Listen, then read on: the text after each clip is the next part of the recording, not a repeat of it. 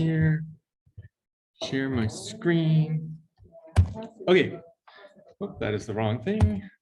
There we go. So first, yeah, notes packet for today in the 05 folder, just notes.pdf. But before going on technical stuff, this seems like a good time to talk about career-ish things since it's in between midterms. And actually, I want to show here in a minute a document that Google just published yesterday. So there's a couple of web pages that I'll show here. I just put the links as a GitHub issue in case you want to ever like see them yourself. Beginning of the semester, I was like mentioning this levels.fyi website, if you haven't seen it before, that has job salaries at different companies. You can compare them. I think a lot of students, especially like seniors graduating right now, feeling like the job market is not as good as maybe it has been in the past, and especially like talks about layoffs and things. In terms of salaries, the way that's like coming out is like actual cash that people are being paid is pretty much constant from like the past couple of years. So I mean, maybe that's worse because of inflation. But the main way that salaries have gone down is due to stocks. So like last year, this entry-level salary at Google was over 200,000. Now it's 193. The main reason for that is just the stocks going down. There we go. There we go. There it is. So like year on year, or the stock price for Google Alphabet over the last year is down like nearly 50%, 40% or something. So that causes the major drop in salaries here. But Google is still like extremely actively hiring. So this document right here is their quarterly earnings report. And so something that all public companies have to do. And the thing that I think is the most interesting about here, they always compare the current quarter versus the quarter a year ago, is this line down here about the number of employees that they have. So in 2022, Google has 186-ish thousand employees, and that's up 37,000 employees from last year, which is like an enormous hiring surge. It's like 1 out of 4 people who currently work at Google got hired in the last year. So Google is still very actively hiring. When I was at the conference in Korea, talked to people from Google and a bunch of other different places, and all of their teams in the so it was more like machine learning-ish data mining teams that I was talking to, all those teams said 100% actively recruiting, even teams who are in like non-profit centers for their companies. So this was like a natural language processing conference I was at. There were a lot of people from Google Voice there. Google Voice currently is doesn't make any money for Google. It only exists so that there's a competitor to Amazon, whatever Amazon calls its voice thing. Alexa, that thing, yeah. So they have, I don't know, multiple thousands of employees, not bringing in any revenue, and they all told me that they were like very actively searching for more people. The Alexa people also said they're searching for more people. Maybe one of the biases of like my exposure to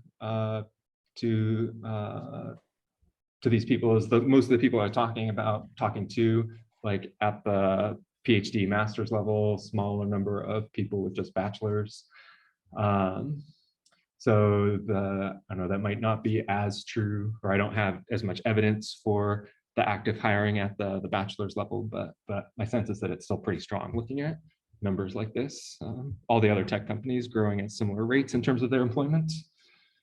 There's also been lots of talk about like layoff sort of things happening. There's another interesting website, layoffs.fyi, that tracks all the layoffs that happen at tech companies. And so you can, if you wanted to, actually track that. My sense looking at these things is that the layoffs are happening at companies that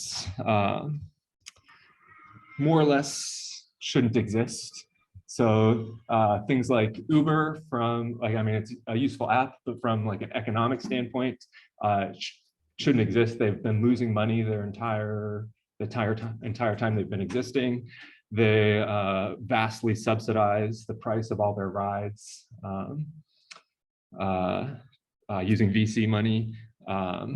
And so just in the last sort of pandemic timeframe, they used like the pandemic as an excuse to cut a bunch of employees. And that's something that everybody saw coming, that there was no way that Uber could be sustainable at the prices they're offering rides for. And like similar, like Groupon, all these companies up at the top here that have the most number of employees laid off have that same reputation of just like burning through VC capital. Zillow, they had a major gamble where they purchased hundreds of thousands of houses and using their model, and they incorrectly predicted the value of those houses. And so they lost tons of money that way, had to lay off staff. But companies that like, and all these are sort of like, they're tech-ish companies, but they're not like core tech companies like Google, Facebook, Microsoft are. All the core tech companies doing really, really well. If you do a quick analysis of that, like you want to see who are the people who are actually being laid off at this company. This link shows like which departments, like, yeah, so Google hired 37,000 people. Not all of those people are like engineers or data scientist people. Only about maybe 25% on average at tech companies are actually like technical people. The other people, sales, HR, other things. And the people who are being laid off at these companies, they come first from like, so the recruiting departments, HR departments, finance departments, all sorts of like overhead sort of departments. And then like, so software engineering and sales way down at the bottom. Data science here is kind of in the middle. My sense of that is that people who are doing like actual hardcore data science stuff, like we're talking about in this class, they're more in like the software engineering category. And a lot of like, I don't know, MBA-ish jobs where you're basically just using Excel for stuff are in this data science category as well. And it's those people who in other companies would be called just like HR or finance people, but in that company, they're called data science. They're getting laid off. And so that's inflating this number here.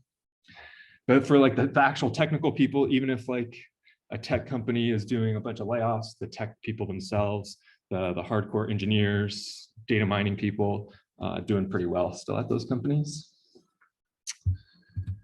I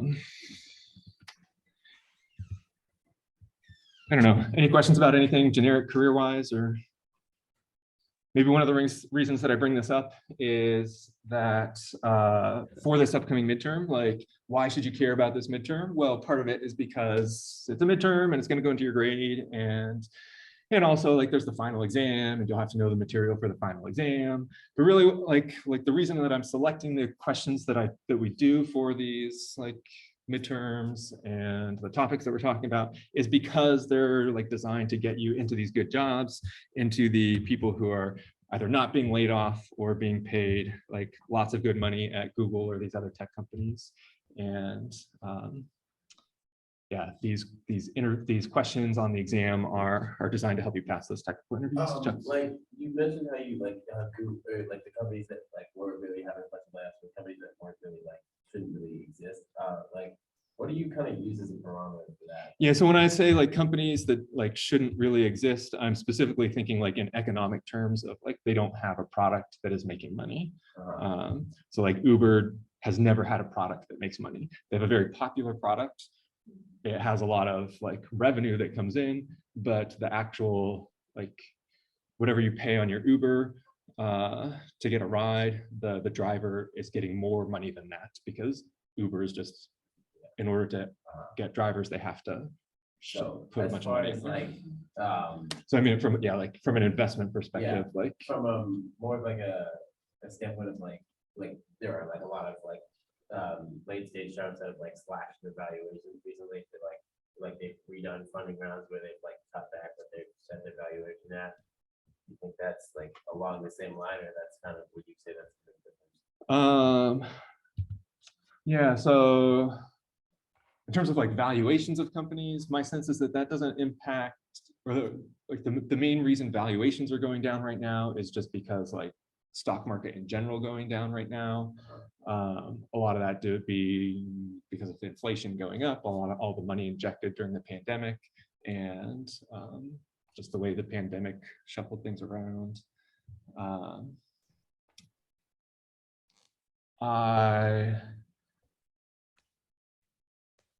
I think that, so yeah, valuations going down from a like a job search perspective is actually a really good thing for new job candidates, because in order to like stay competitive in the job market, if you're when companies are hiring you, they'll often give you like, say, a fixed 20,000 of stock options, no matter whether that's 10 stocks or 100 stocks. And so since valuations are down, you'll get more stocks. Probably like 4 or 5 years from now, when those options vest and you're ready to leave the company, economy will be in a better situation, valuations will be up, and so those options will be worth like extra. I know that happened to a lot of people. So like 2008 is the last major recession that happened to a lot of people when hiring in tech at that point, that they basically got a huge discount on like options at the companies that they were hired at. But yeah, you should also take everything that I say with a grain of salt, because like, I don't know, I chose a different career path than being in the industry. And so yeah, this is all like secondhand-ish observations, talking to people, not my own personal things.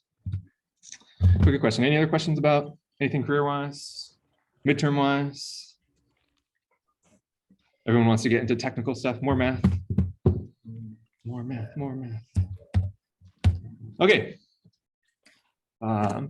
So chapter 4, overfitting. This is the last, but chapter 5 in the textbook is doesn't really have very much technical stuff in it, so we're not going to be covering it. So this is the last main like textbook stuff that we'll be covering, and then after this it'll be on to other resources. And so here there's one new plot that is sort of the main takeaway from this first part of chapter 4, where they talk about like what exactly does it mean to be overfitting, and why is it bad. So in this plot, the x-axis down here is going to be the number of data points.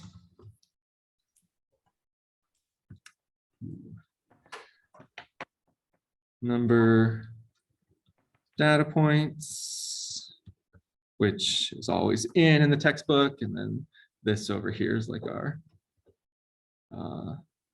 0. That's the straight line, I promise. That's a 0 right here. And then we're plotting the in-sample and out-of-sample errors as the number of data points increase. And it's typically going, well, it's always going to look something like this. The thing on top here is the out of sample error.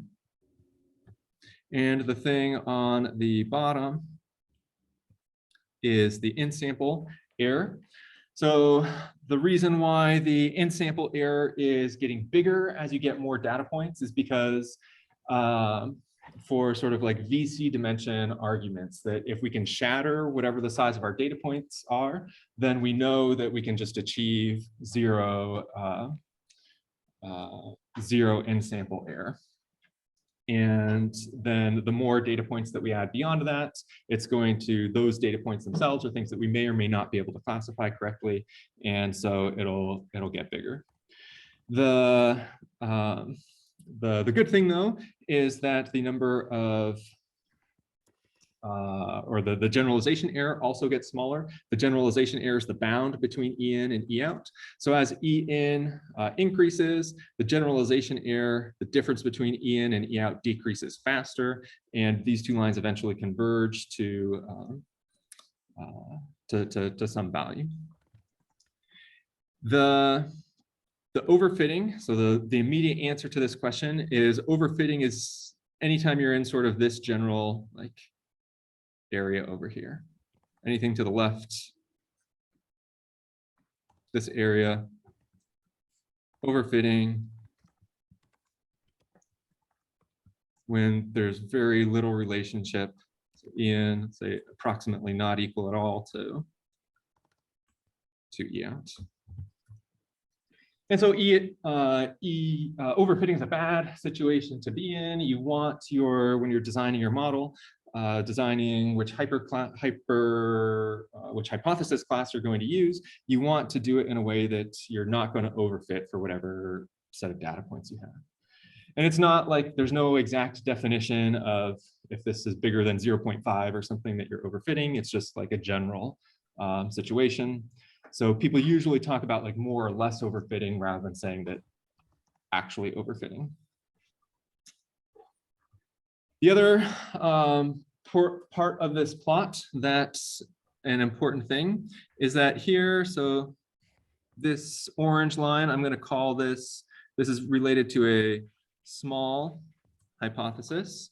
And so small, like, I don't know, we'll use that very informally to mean that the VC dimension is very small, but it could be small in some other sense as well.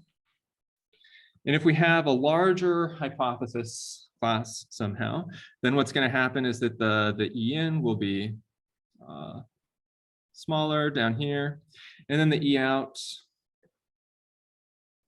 will look something like that. So this is E in, E out, and this is for a larger hypothesis class.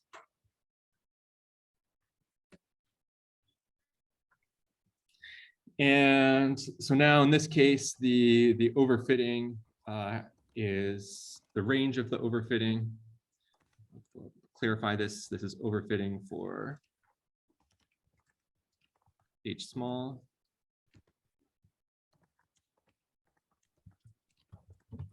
The range of what constitutes overfitting is going to be different. And now this area over here will be overfitting for H large. And so if we have a larger number of data points, then we can select a larger hypothesis class. And so this plot right here is just a different way of visualizing a lot of the things that we've talked about so far. Hopefully this is making sense or reminding you of the different concepts that we've talked about from the last midterm about why a graph like this would have these results. Yes. So the way to interpret this, I guess, would be to say that like a larger VC dimension requires a larger number of data points to avoid overfitting. Yeah. So exactly that. A larger VC dimension means that you need more data points, or conversely, if you have more data points, then you can use a hypothesis class with a larger VC dimension. And that VC dimension generalization theorem is a different way of expressing that same concept.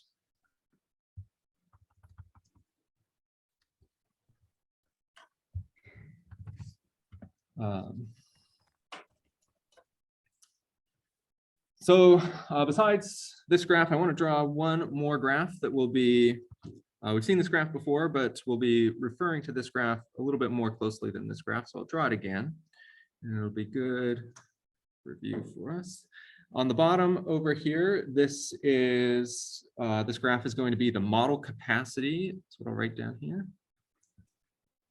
And the model capacity is a very informal term for the different ways that we've already seen for talk about making a hypothesis class bigger or smaller. So we've seen two so far, the M and the DVC. The M was only applicable for finite hypothesis classes, and the DVC was a strong, like a strictly better thing than M, the actual size of the hypothesis class, because it works for infinite as well as finite hypotheses. And the y-axis here is our different error terms that we have something like this for our En as the, whoops, it's the En minus E out. As our model capacity gets bigger somehow, our hypothesis class gets bigger, the generalization error gets bigger. But as we get bigger, the En also gets smaller. And what we ultimately actually care about is the out of sample error, the E out, which is just the sum of these two things. And so it looks something like that. E out.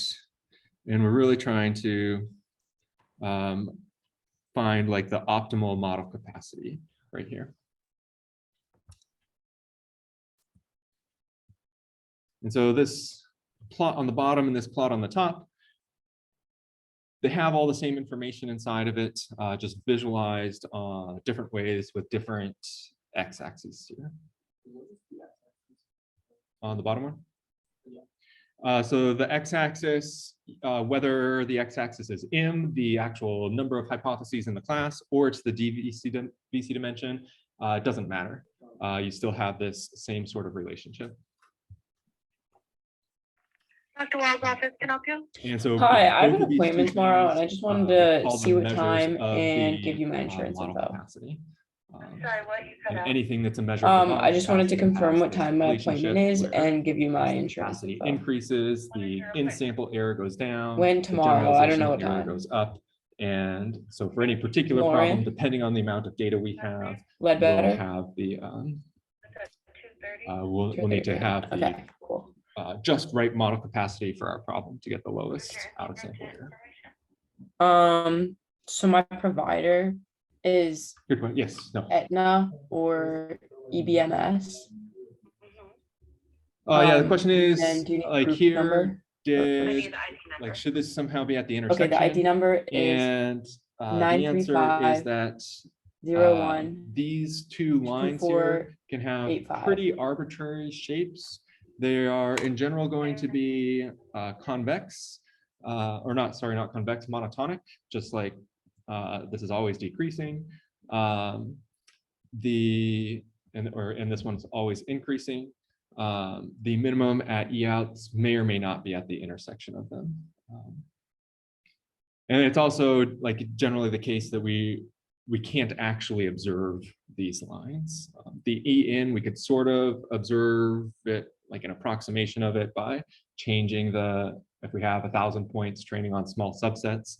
But this generalization error, all we have is like bounds on it. Can't really directly observe it. So it's just like this trend that we care about, that if we have a small value of E in, but our performance is really bad, then we're probably in this region over here, which means we need to somehow decrease our model capacity so that we balance out the E in and the generalization error better. That answer your question? So based on this graph over here, we would say that if we're in this region over here, then our model is overfitting.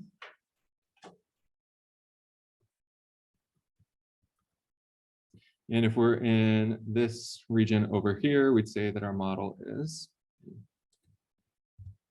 underfitting.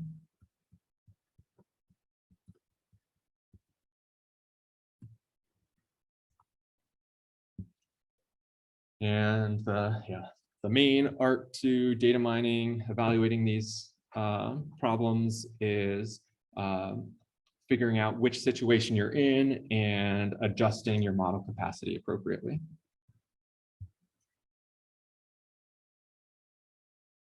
Okay, Good questions. Any other questions at this point? All review-ish stuff at this point.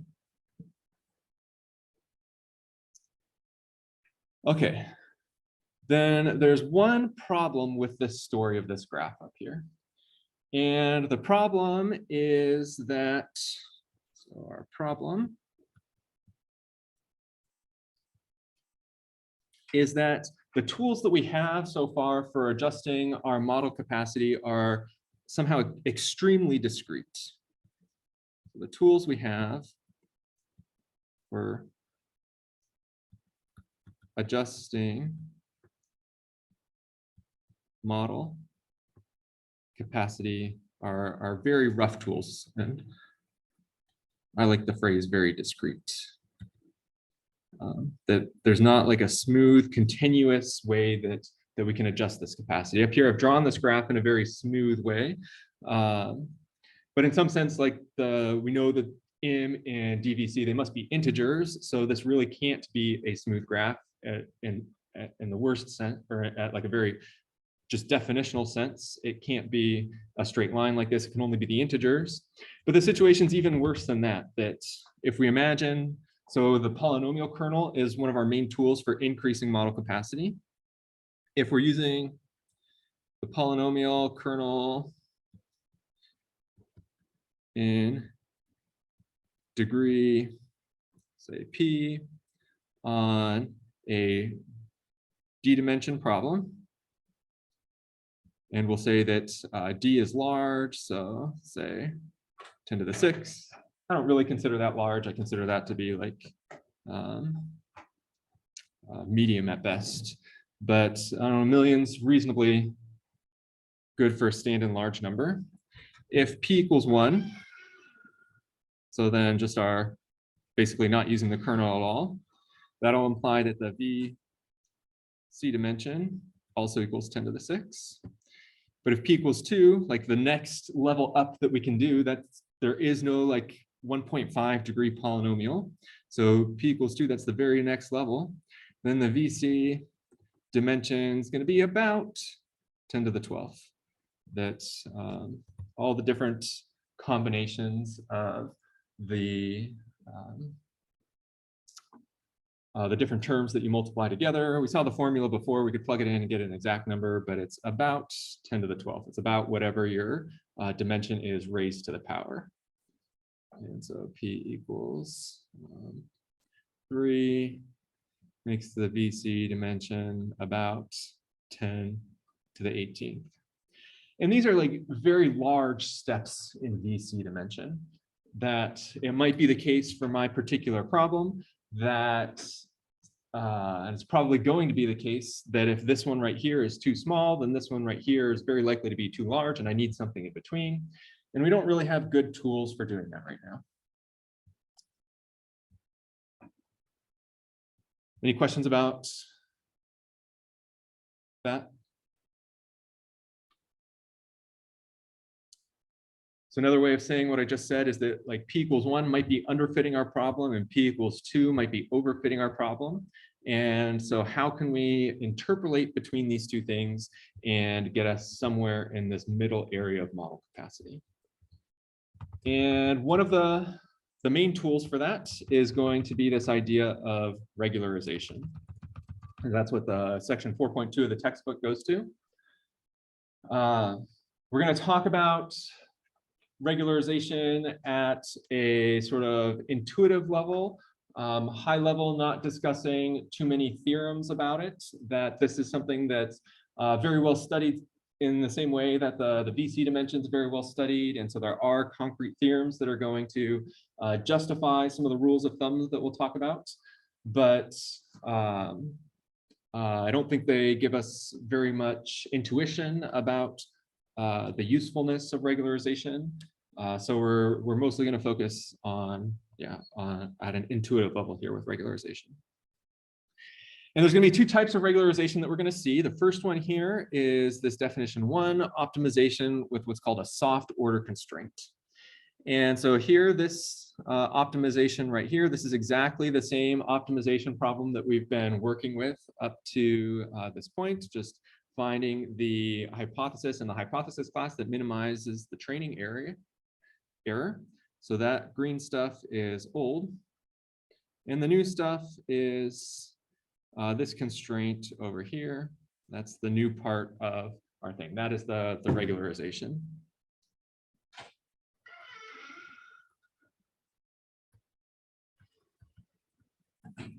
This omega function is a term that takes an individual hypothesis and gives us a real number associated with it. And that real number is somehow going to represent how complex that particular hypothesis is. So intuitively, omega is high for complex hypotheses and low for simple ones.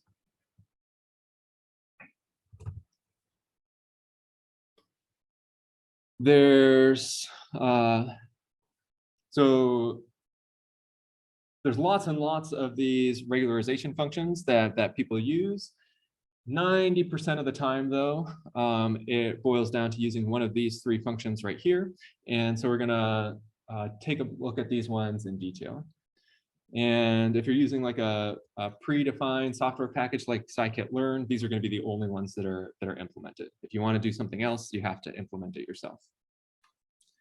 So in order to talk about these, I'm going to draw some graphs down here, and we'll see draw the graphs both of these functions and see how it affects this optimization up here and what hypothesis it allows us to choose. The first of these graphs is going to be a two-dimensional graph where we're visualizing the weight space of the hypothesis class. So these two axes here are W1 and W2. So it's a two-dimensional problem. And we're going to draw these omega functions in 2 dimensions. We're going to be drawing the contour lines of these functions. So the L1 regularizer in 2 dimensions, it's going to look like a diamond sort of shape, like this. If the shapes that I'm drawing aren't sort of obvious to you, then it's worthwhile to just like plug in some numbers and check that these are the shapes that you get out. And again, what I have in red here is the contour lines of the L1 regularizer. So this is L1 right here, forming these diamond shapes. Another, so this, I think of this as being like a top-down view of the L1 regularizer close to the origin. The value is going to be 0. These norms close to the origin are 0. And then as you get farther and farther away from the origin, things get bigger and bigger. And here we're looking top-down on the weight vectors. If we adjust this so that we're looking from a side perspective, so here now, x-axis being any one of the W's, I'll just put W1. Now the y-axis here being the actual value of the regularizer, then the L1 norm will look something like that. This is our origin. This spot right here corresponds to this spot right here. And as you get farther and farther away from the origin, we get linearly, the value here linearly increases. And that's the L1. The way this looks up here is that when we do our optimization, if we only had the green part, here and we're optimizing, say, a logistic regression model, then our W values can sit anywhere in this space right here. They could be close to the origin or they could be extremely far away from the origin. But when I have this penalty over here, then this forces our weight vector to be close to the origin. It forces whichever function that we choose from this hypothesis class to be close to the origin. And here, this could be L1. This is going to be with a relatively large C. So I'll put C1 here, labeling this contour with the actual value of the L1 function, and C2 labeling this contour with the value of the contour function. Here, this is going to be the location of C1 and the location of C2 right here. And so if I have a larger value of C2, then there's a bigger space inside this region that I might be selecting my hypothesis from. And so my hypothesis class is going to be larger. If I select a smaller value of C1, then, or a smaller value of C, for example, C1, then the space is going to be smaller that I'm selecting from. And so I'll have fewer hypotheses that I might select.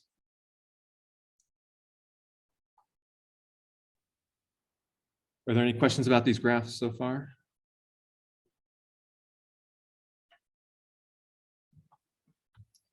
Okay, so the L1 shape looks like this, looks like diamonds. The L2 shape is going to look, it'll be circles, ellipses. Draw them at the same levels like this. Those are all circles, I promise. Here's the L2 regularizer. If we, this is again the top-down view. If we look at it from the side, then it's going to be quadratic in shape, something like that.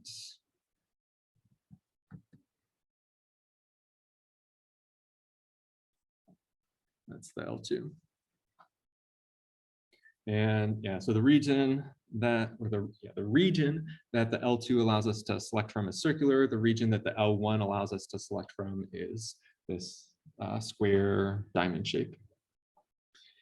And then the elastic net regularizer is an interpolation between the L2 and L1 lines. I won't draw it since that'll just confuse things, but it would sit somewhere between these two lines everywhere and between these lines over here.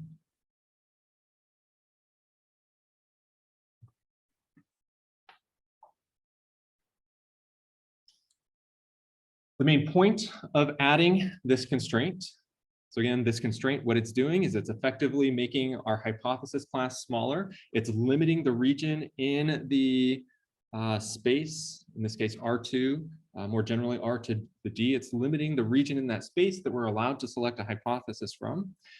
And so if we come back up to the graph up here for a second of our model capacity, then over here on the left-hand side, this is going to be when our C value is very, very small.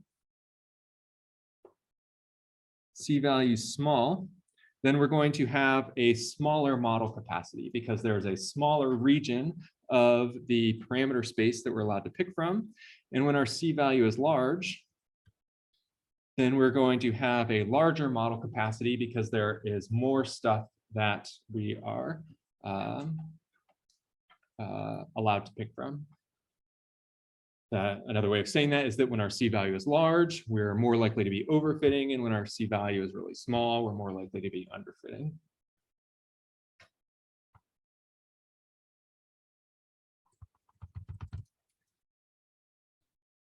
So I'll highlight that on this right here. This C is a measure of model capacity.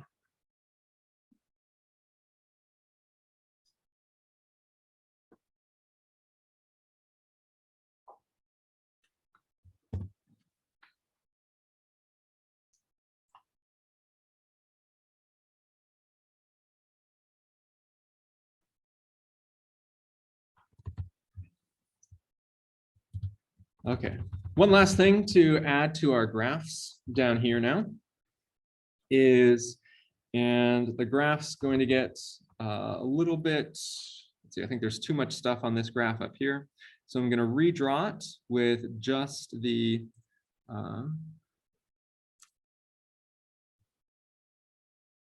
let's redraw it. I'm just going to add another contour line, a bigger one like this. And I'll just draw the bottom parts, and I'll still add the green I'll give us a little bit more space to work with. And here, if I draw my, in this parameter space, on top of it, I'm going to draw the loss function, the value of the loss for each parameter.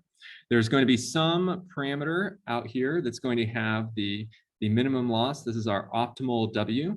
And then there's contour lines coming out of this. And these contour lines are the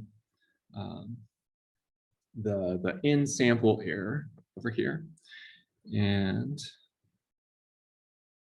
that's going to be some convex shape for our convex loss function, but we don't know anything more about the shape than that it's convex.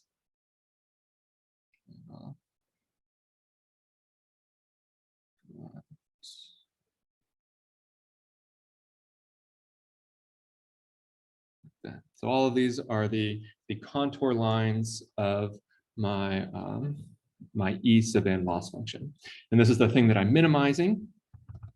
And if I had no constraint on which W hat that I would pick, if I had no constraint on which hypothesis that I would pick, then this would be the hypothesis right here that I would pick, because it's what minimizes this E in value. So it minimizes my in sample error.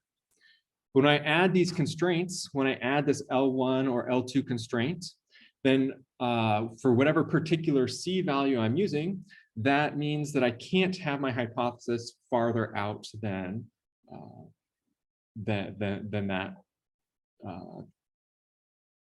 that contour line for that C value. And so if this C value right here, this would be my, call that W1. W1 is the optimum with the L2 regularization constraint. And I'll write it out. W hat optimum with no constraints.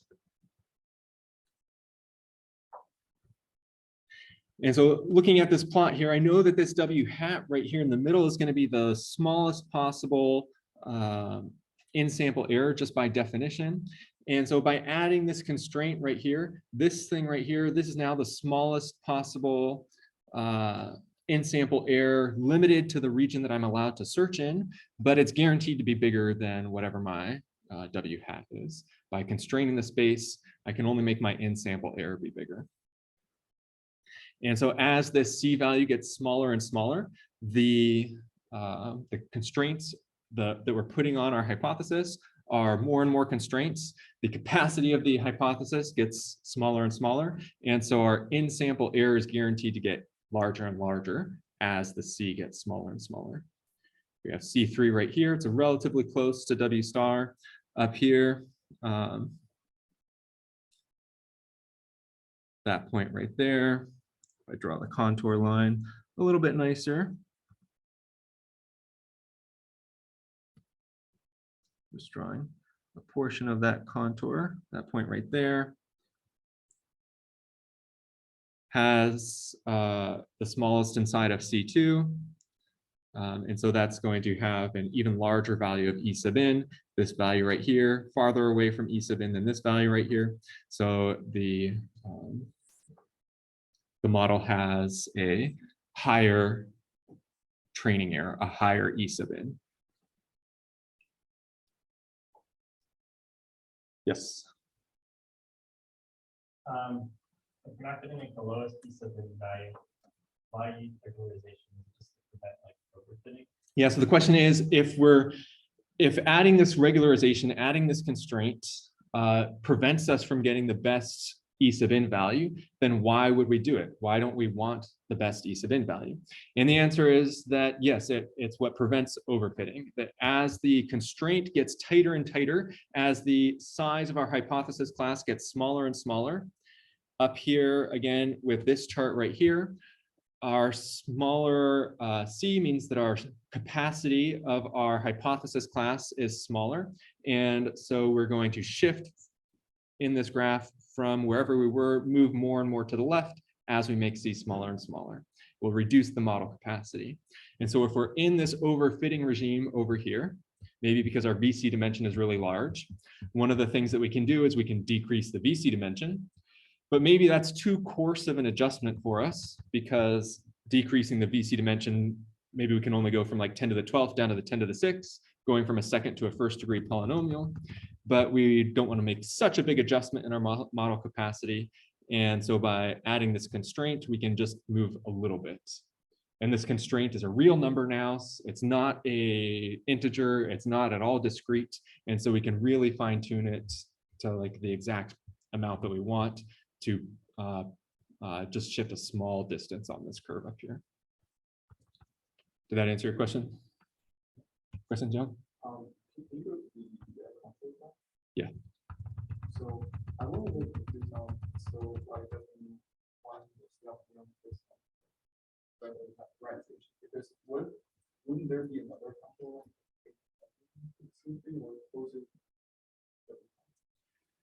Or like, are there control lines discrete? So the contour lines, this is a continuous space right here. These W values are continuous spaces. And so here, this value is the minimum of E sub n. As we're going along this direction right here, E sub n is getting larger and larger. The reason why this is the minimum is because for a particular C, in this case C3, we can only take stuff that's inside of this green thing right here. And so if you look at anywhere inside this green thing, all of these values, anywhere, any position inside of the C3 curve up here will have a particular E sub n associated with it. This happens to be the location that has the smallest. If we were going over to the right, all of these values over here will have bigger E sub n's than this value right here. If we go this way, all of these values will be bigger E sub n's. In general, it's not guaranteed that the intersection of your contour line for your constraint and for your E sub n is where the optimal will be. But if you have convex constraint, if your regularizer is convex function, which these ones are, and your training loss is a convex function, which the log loss is for logistic regression, then it is guaranteed that the intersection or the lowest point will happen on the intersection of the contour lines. So I guess my question is, so basically, W1 will be the optimum with regularization underneath the C. Exactly. But if we change the constraint, then it is no longer. Exactly. So if we change the constraint, so now if we use the C2 constraint, this middle constraint right here, now this is no longer the optimum, but this point right here, W2 becomes the optimum. And so, yeah, changing the constraint will change exactly which of the optimums, where the optimum is, and so it changes the result.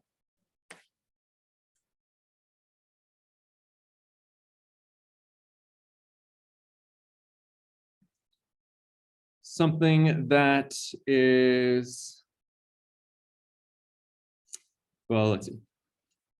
That's a good stopping point for our discussion for now on these graphs. I will say that like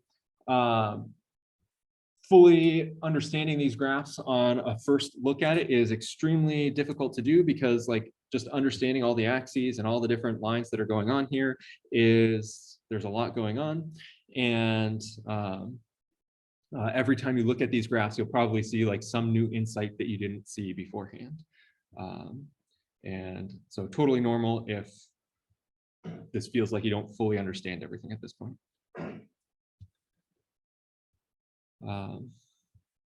So this is the first interpretation of regularization. This is the soft order constraint regularization.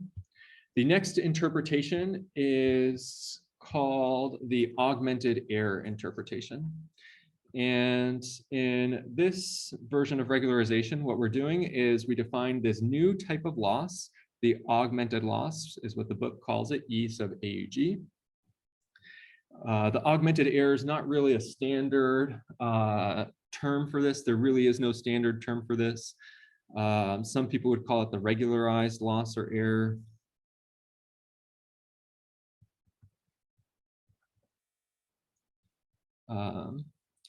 But this is something that, like if I were talking to other professional machine learning data mining people, we would have to write out the equation in order for us to mutually understand each other. We couldn't just talk about this in words without the equation. And the idea here is that, so instead of adding a constraint over here, we're going to change what is the function that we're optimizing over. So we're going to optimize over the EOG instead of the EIN. And the augmentation, the augmented error, regularized error, has this extra term over here. This is what's new. This omega is the same omegas that we saw before, but now this lambda is something different. And it turns out there's a theorem in optimization, which the textbook doesn't talk about. But again, that's because the textbook is assuming that students are taking a separate optimization class sort of simultaneously with this. But this theorem, what it states is that the optimum to equation 6 right here, the optimum with the augmented error minimization, is exactly the same as the previous optimization. This equation 1 up here, this equation and this equation are identical as long as you set your lambda to be like 1 over c, theta of 1 over c. If you do that, then you'll get the same results. And so people use both of these terms of both of these kinds of regularization, whichever one happens to be convenient at the time. And it's just understood that it's the same thing. And if somebody just mentions regularization, then they might be talking about one, they might be talking about the other, but it's the same thing, so it doesn't really matter. The intuition behind the interpretation above, again, is that we're actually constraining the space of the hypothesis class. The intuition down here is that this term, this additional error term over here, this is going to somehow be representative, a measure of our generalization error.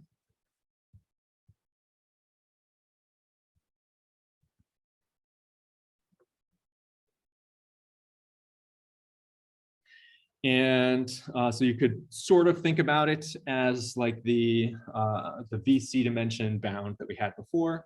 If we replaced this term over here with the VC dimension bound, then this augmented error would be exactly equal to our output error, to our out of sample error. And since it's really the out of sample error that we care about, not the in sample error, it makes sense to directly optimize the out of sample error. And that's what this type of regularization is doing. You optimize both your in-sample error and your generalization simultaneously at the same time. So this fact right down here is saying that same thing, that if our omega is somehow a good measure of our generalization error right here, then our augmented error is going to be a good measure of our true output error. And the G function, the thing that we're learning, is going to be approximately equal to our true function that we want to learn.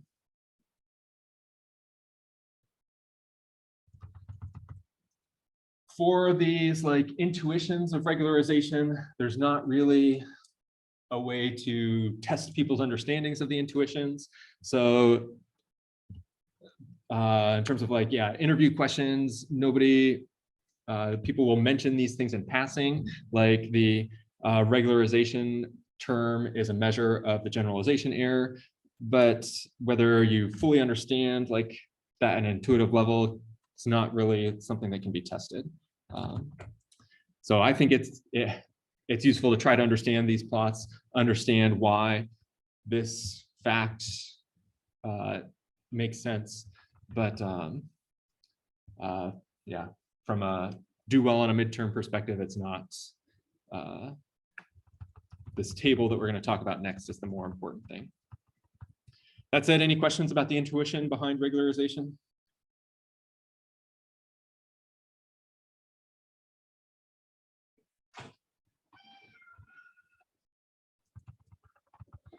Okay. So this table down here is going to tell us how changing our lambda and C values in both of these situations right here. I would say that these are increasing our regularization strength.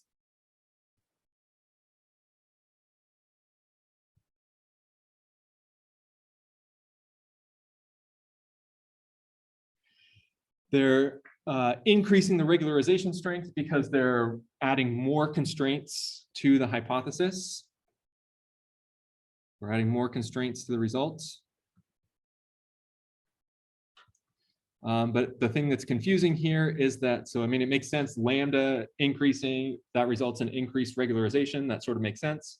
But just having C go down, C decreasing, resulting in regularization increasing, that backwardsness is unintuitive, and it's really easy to make a mistake about the direction of C relative to the regularization.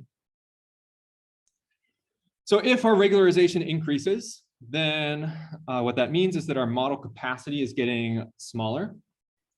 So again, we said that if C goes down, our model capacity is getting smaller, coming back up to this graph over here. If C goes down, C is large over here, small over here. C goes down, our model capacity is getting smaller. We're moving to the left on this plot over here, moving to the left. So we start with a small E sub n, and it's going to get larger as we change our model capacity by adding regularization, or equivalently by reducing the value of C. The E sub n will get larger as we move from the right to the left on this plot. And similarly, the generalization error will get larger as we move from the left to the right of this plot. Writing that out in the table down here. Doesn't matter which kind of regularization you're using, as the regularization increases, the value of our training error will also be increasing as well. And so why do we care about this? Why do we do it? It's because the generalization error is going to go down. We don't know immediately how that's going to affect E sub out. Again, the true error is a balancing act between these two things. So whether that'll make E sub out better or worse depends on whether you're underfitting or overfitting your current model.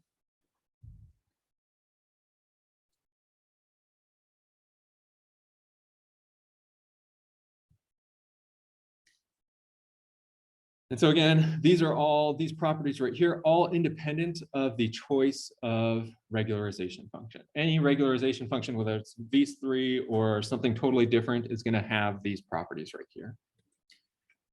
So that leads to the question, why might you want to choose one type of regularization over another? And the answer is that the L1 regularization is going to increase the sparsity of your weight vector. So the n and z, the number of non-zeros, more regularization will make this value here go up. Whereas for the L2 regularization, it's not going to change the number of non-zeros at all. So the important thing to know, most important thing to know about the difference between L1 and L2 regularization is that L1 regularization adds sparsity to your model. L2 regularization has no effect. Since the elastic net is an interpolation between L1 and L2, it'll also add some sparsity.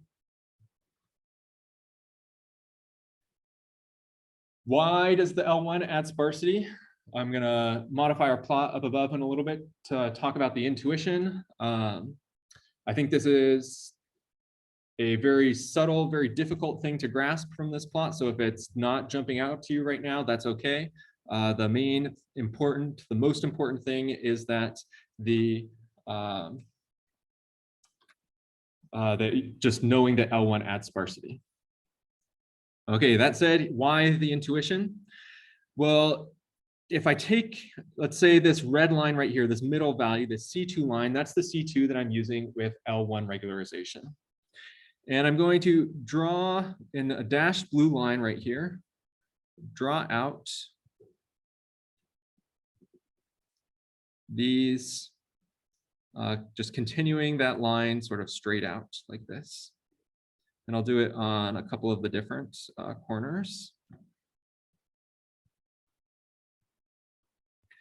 And it turns out that if you have a convex loss function, which you always do, Then if your true loss, like without any regularization, if your true loss is anywhere in this quadrant, so this whole like area right here, if the true loss is in here,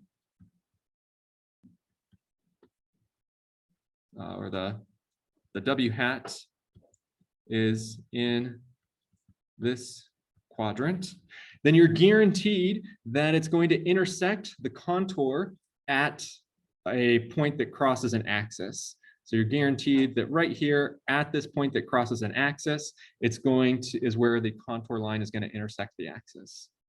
And because it intersects an axis right here, that means the W1 value must be 0 because it's on the axis right here.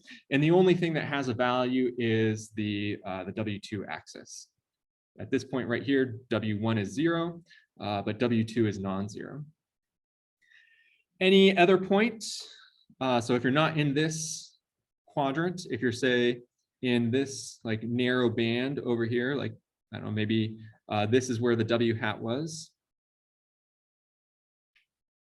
then this is going to intersect not on an axis. It's going to intersect somewhere along this line, whatever the contour line is, that whatever it might be, like that. It's going to intersect somewhere here, and this is not going to be a sparse solution. But the volume or the area of this quadrant is much, much bigger than the volume or area of this quadrant over here. And so you're more likely for your true solution to be in this region where you're going to get a intersect the axis and get a sparse volume. As you increase the value of your constraint, so here, if we go from C2 up to C3, making the constraint larger, so adding less regularization, making our model capacity larger, then we've moved this W hat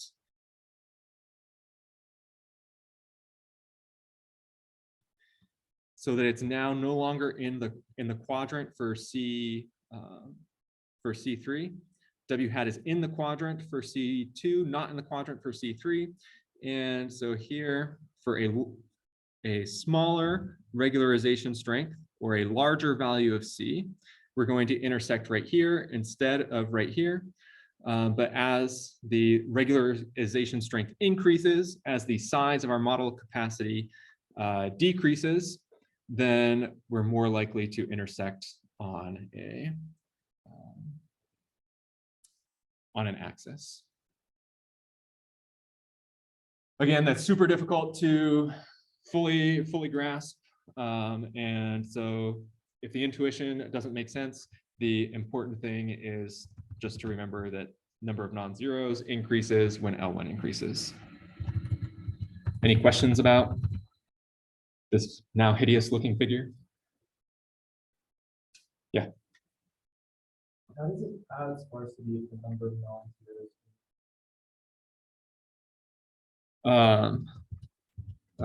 Sorry, you're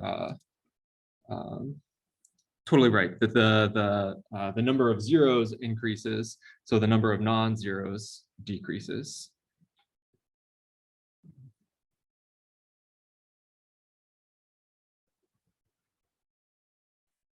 Yeah, so more sparse model, more zeros. In Z, number of non-zeros, not the number of zeros. So this should go down instead of up. Great catch. Thank you.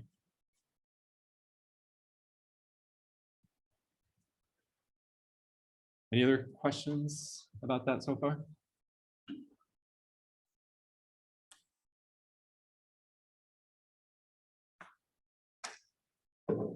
Okay, so with the L1 regularization, we actually have we have all the tools we need to formally see how this will affect our input, our in-sample error and our generalization error based on this fact right here. This hypothesis class right here is what's called the class of K-sparse half spaces. So it's just like our class of half spaces. With this is the new addition. And where we're specifying that the number of non-zeros is somehow fixed at a particular value. And The let's see.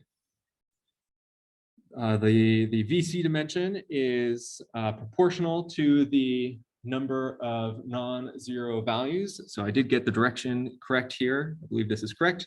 As K increases, as the number of non-zero values increase, the VC dimension will also increase up to D. Then we match our theta D bound that we had before the VC dimension of half spaces. So there's a really potentially drastic reduction in VC dimension if we have, again, using that polynomial kernel, second degree, going up to the 10 to the 12th value, but using the L1 regularization, it'll automatically tune for us to get the appropriate VC dimension by just adding zeros in the optimal spots to only pick the features that are the best features. So more L1 regularization is going to make our VC dimension go down, and that explains why this trend over here. L2 regularization has no particular effect on the VC dimension. Yeah, it's totally constant, and it still has this effect over here, but actually proving that requires tools that we haven't talked about. So you can't use VC dimension to talk about why these changes happen. And then elastic net, because it's a combination again of L1 and L2, is going to follow. Down plus nothing is still down.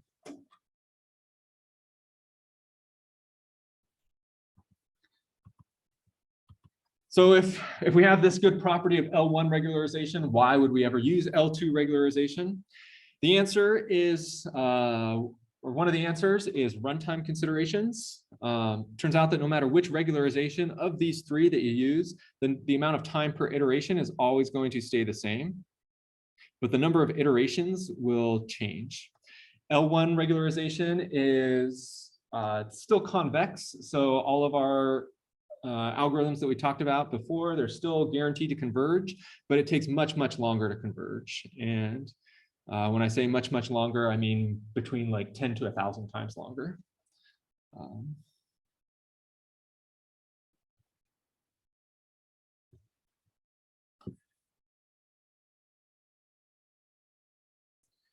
And L2 regularization has the opposite effect, that the more, I sort of mentioned this before, that the more quadratic your optimization looks, the easier it is to optimize. And in particular, if it's just actually a quadratic function, you can do it in a single step with second order gradient descent.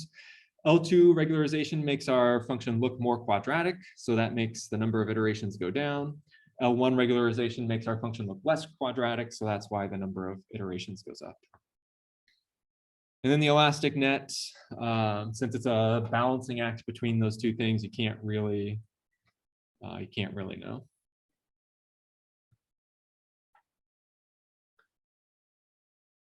But using this table right here, you can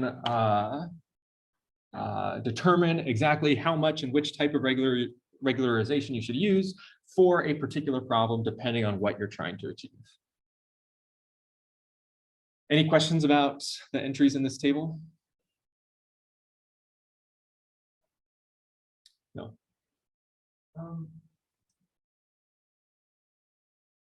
So like, why does L1 end up being so much longer? Yeah, the L1 has more statistical benefit, but it's worse computationally. Really talking about why it's worse computationally is like an optimization class would go into that. And it's the intuition is that quadratic things are easy to do computationally, and the less quadratic you get, the harder it is, the longer it takes. So this is just L1 is less quadratic than L2, since L2 is exactly quadratic. Yeah, beyond that, I don't really have a good intuitive explanation.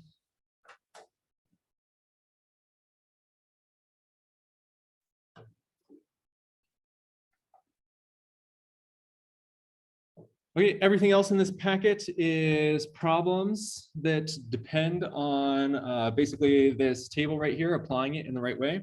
So we have time to maybe do one or two of these. The very first problem right here says you're training a logistic regression model within training data points of dimension D, and you expect the optimal value of C and lambda to be large or small in the following circumstances. So here I wrote n is greater than D, but like I'm really thinking about n being much, much greater than D, and so much greater that you would in fact be underfitting the data. That our VC dimension again is theta D. And so if we have way more data points than dimensions, then we're going to be underfitting the data. So we should be using a larger model capacity, a larger hypothesis class. And so we would expect, in order to give ourselves a larger hypothesis class, so want larger hypothesis class. In order to do that, we'll want to make C large, which is equivalent to lambda small.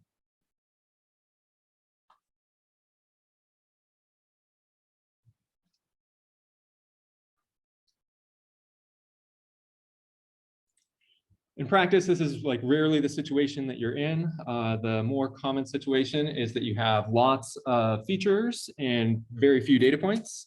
And so that means that you're going to be overfitting your data set. And in particular, with a linear model, you can achieve zero training error right here because we'll shatter this data set right here. And so zero training error.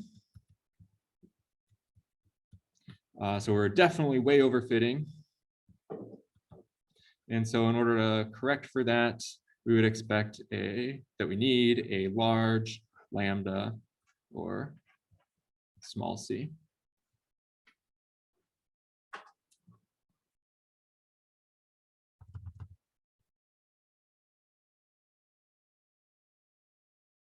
Any questions about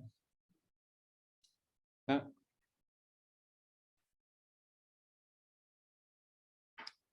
So if we have lambda like defined kind of directly related to C, what exactly is the point of it? Yeah, so questions, what exactly is the point? Like, why are there these two different equations for regularization? One reason is that most implementations work directly in this form down here. Happens to be a little bit easier for most optimization algorithms to work with. Another reason is that it gives us, I guess for our purposes, the reason of talking about both of them is that it gives us two different interpretations of this omega function. That one interpretation is that this omega is like the generalization error. If we could exactly plug in the generalization error right here in this formula, then we'd be exactly optimizing E out, which is exactly what we want to do. The other reason, or the other interpretation, this interpretation up here, is that omega is like the size of our hypothesis class. How big is the size of the set that we're constraining? And depending on your opinion, one of those might be easier to think about than the other. In practice, in libraries, some libraries talk about C, use C as the parameter for their functions that they use, and other libraries use lambda. So depending on which library you're using, you have to know, just be able to go back and forth about, do I want to, how do I add more regularization? Do I increase lambda or do I decrease C? It's a good question. I think we're out of time for today, so we'll stop here. And if other people have more questions, then happy to stay after and talk about them.